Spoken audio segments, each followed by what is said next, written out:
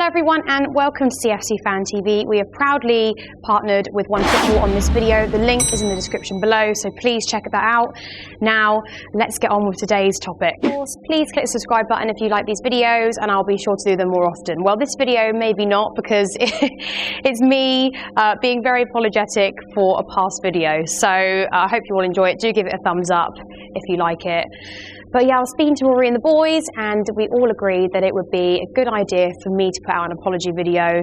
And it's me giving, not an overdue apology, but I suppose after what I saw at the weekend, I'm going to say sorry to David Luiz because he definitely proved me wrong. Now, me and Rory did Sophie versus Rory, as we do quite a few weeks, and the debate was who should be in the starting lineup. Is it David Luiz or is it Christensen? Now, everyone knows I'm a very big fan of Christensen. I think he's a very young player, but I see a very few similarities in some of our old back four in terms of our more experienced players.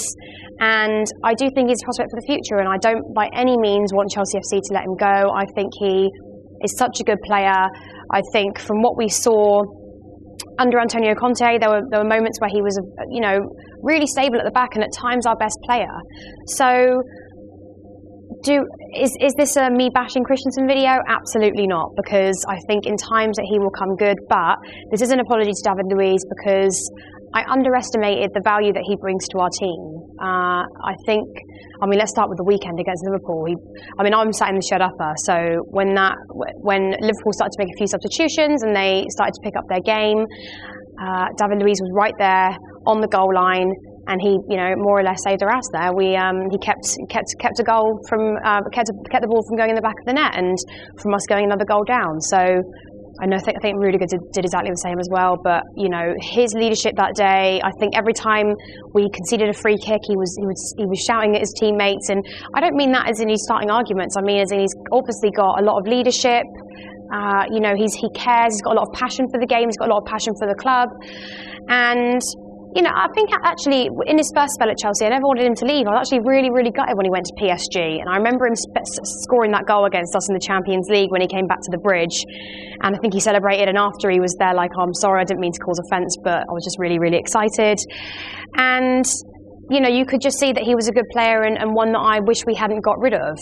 Am I saying that his all-round play is brilliant? Absolutely not. I think there's still things that David Luiz can improve on. I think, like I said, when he does get too excited, he does tend to commit a few small fouls here and there.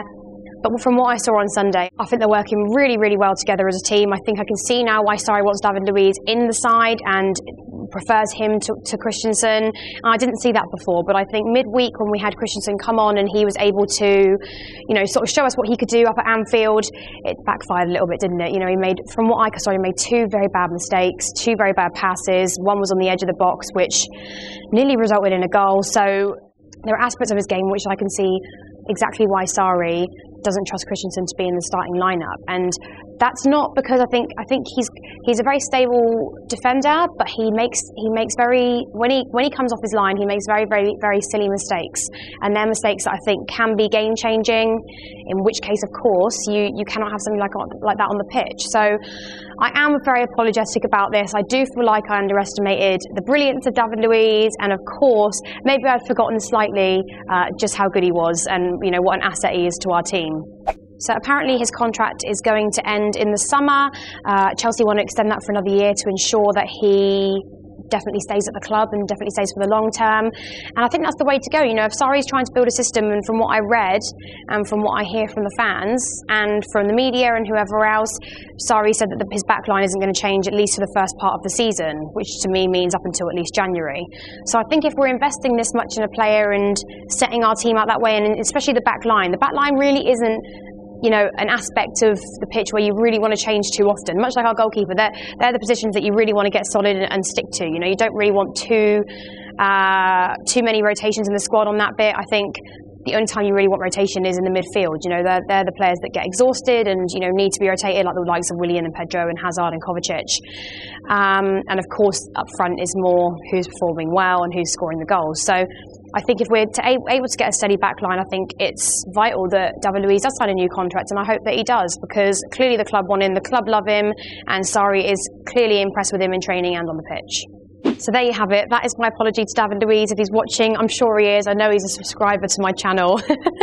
But if this does pop up on his Twitter feed or wherever else, I owe you an apology. You were great at the weekend, and I can't wait to see you on the pitch more often for the Blues. So please, guys, comment below. Are you impressed with David Luiz so far this season? It is a bit of a controversial one. I know there are a lot of you that are still fans of Christensen and other players, and I'm sure there are a lot of you that criticise aspects of his game, but you can't deny that he was a solid player for us.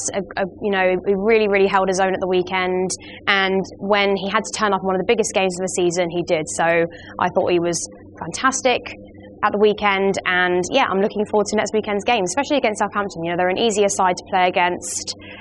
Again, like I say, no game in the Premier League is easy, but I think in games where we do play against lesser teams, it should be an opportunity for players that aren't, you know, winning us over or aren't forming as well to shine out. So please comment below, let me know your thoughts on this, and don't shout at me for giving him abuse in the past. Thank you.